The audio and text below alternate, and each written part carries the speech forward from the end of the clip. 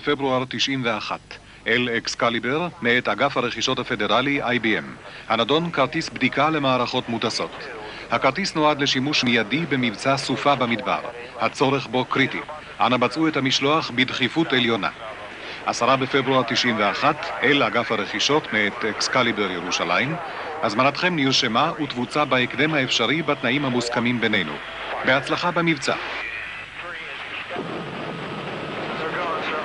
Heavy bombing this evening, starting about an hour or so after Baghdad radio reported the new Iraqi position on the United Nations resolution.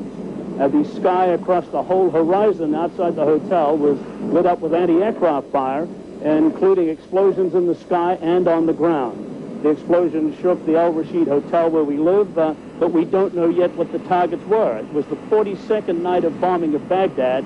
42 nights ago, the bombing did begin. A note on the war situation that we have learned, we're informed by reliable sources that U.S. paratroopers may be as close as 100 miles from Baghdad, that is to the south. We've been told American troops have been seen in the Al-Ship K area near the holy city of Naguib. Here is a color coding where green is a go sign or a good sign as far as our forces are concerned. Yellow would be a caution sign, and red would be a stop sign. Green represents units that have been attrited below 50% strength. The yellow are units that are between 50 and 75% strength, and of course the red are units that are over 75% strength. What we did, of course, was start an extensive air campaign, and I briefed you in quite some detail on that in the past. One of the purposes I told you at that time of that extensive air campaign was to isolate the Kuwaiti theater of operation by taking out all the bridges and supply lines that ran between the north and the southern part of Iraq. That operations out in the sea because we wanted the Iraqis to continue to believe that we were going to conduct a massive amphibious operation in this area. And I think many of you recall the number of amphibious rehearsals we had, to include Imminent Thunder, that was written about quite extensively. For many reasons. But we continued to have those operations because we wanted him to concentrate his forces, which he did. I think this is probably one of the most important parts of the entire briefing I could talk about. As you know, very early on, we took out the Iraqi Air Force. We knew that he had very, very limited reconnaissance means, and therefore when we took out his Air Force, for all intents and purposes, we took out his ability to see what we were doing down here in Saudi Arabia. Once we had taken out his eyes, we did what could best be described as the Hail Mary play in football. I think you recall when the quarterback is desperate for a touchdown at the very end, what he does is he steps up behind the center, and all of a sudden every single one of his receivers goes way out to one flank, and they all run down the field as fast as they possibly can and into the end zone, and he lobs the ball. In essence, that's what we did. When we knew that he couldn't see us anymore, we did a massive movement of troops all the way out to the west, to the extreme west, because at that time we knew that he was still fixed in this area with the vast majority of his forces, and once the air campaign started, he would be incapable of moving out to counter this move, even if he knew we made it. There were some addition of troops out in this area, but they did not have the capability nor the time to put in the barrier that had been described by Saddam Hussein as an absolutely impenetrable tank barrier that no one would ever get through. I believe those were his words. This was a situation on the 23rd of February. Next, please. Oh, wait, I'm sorry. I shouldn't forget these fellows. That SF stands for Special Forces. We put Special Forces deep into the enemy territory. They went out on strategic reconnaissance for us, and they let us know what was going on out there, and they were the eyes that were out there, and very important that I not forget those folks. Next, please. Say enough about the two Marine divisions.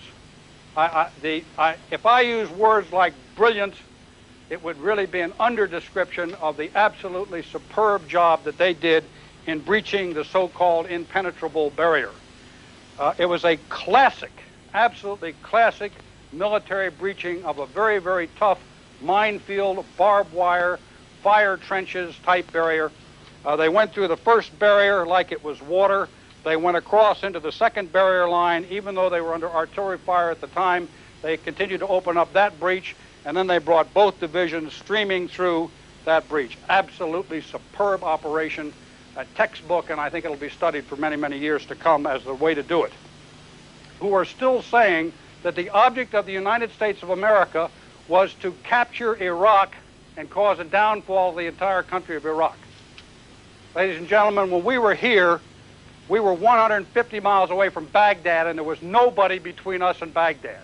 If it had taken Iraq, if it had been our intention to destroy the country, if it had been our intention to overrun the country, we could have done it unopposed for all intents and purposes from this position at that time. But that was not our intention. We had never said it was our intention. Our intention was purely to eject the Iraqis out of Kuwait and destroy the military power that had come in here. So political explanation as to why the Iraqis did not use chemical weapons. You want me to speculate? I'll be delighted to speculate. Nobody can ever pin you down when you speculate. Number one, we destroyed their artillery. We went after their artillery big time. They had major desertions in their artillery, and the artillery that would have been, and that's how they would have delivered their chemical weapons, either that or by air, and we all know what happened to the air. So we went after their artillery big time, and I think we were probably highly, highly effective in going after their artillery. Who are speculating that the reason why they didn't use chemical weapons is because they were afraid that if they used chemical weapons, there would be nuclear retaliation.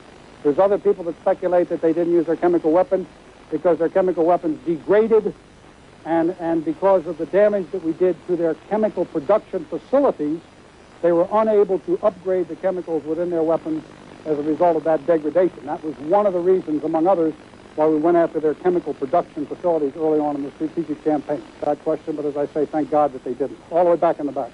What are your impressions of Saddam Hussein as a military strategist?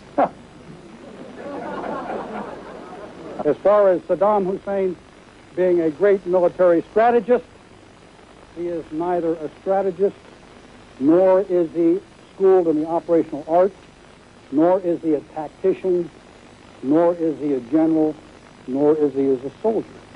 Other than that, he's a great military man. I want you to know that. עדיין יורים, והחיילים האמריקנים יורים בחזרה. אלה הם פרפוריה האחרונים של המלחמה.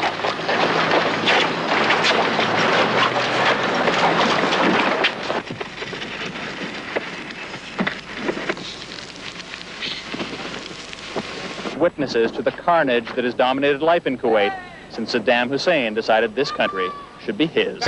סליחה שהפסקנו את הסרט באמצע הריצה שלו המקובלת, אבל אנחנו מיד רוצים לעבור אל הבית הלבן, אל החדר הסגלגל, אל הנשיא בוש. Iraq's army is defeated. Our military objectives are met. Country for the United Nations, for all mankind, for the rule of law, and for what is right. After consulting with Secretary of Defense Cheney, the Chairman of the Joint Chiefs of Staff, General Powell, and our coalition partners, I am pleased to announce that at midnight tonight, Eastern Standard Time, exactly 100 hours since ground operations commenced and 6 weeks since the start of Operation Desert Storm, all United States and coalition forces will suspend offensive combat operations. Who said that? President Bush. It's on the radio? No, man, in 2 hours it's over. In 2 hours it's over. Yeah! Isn't peace wonderful? It's great.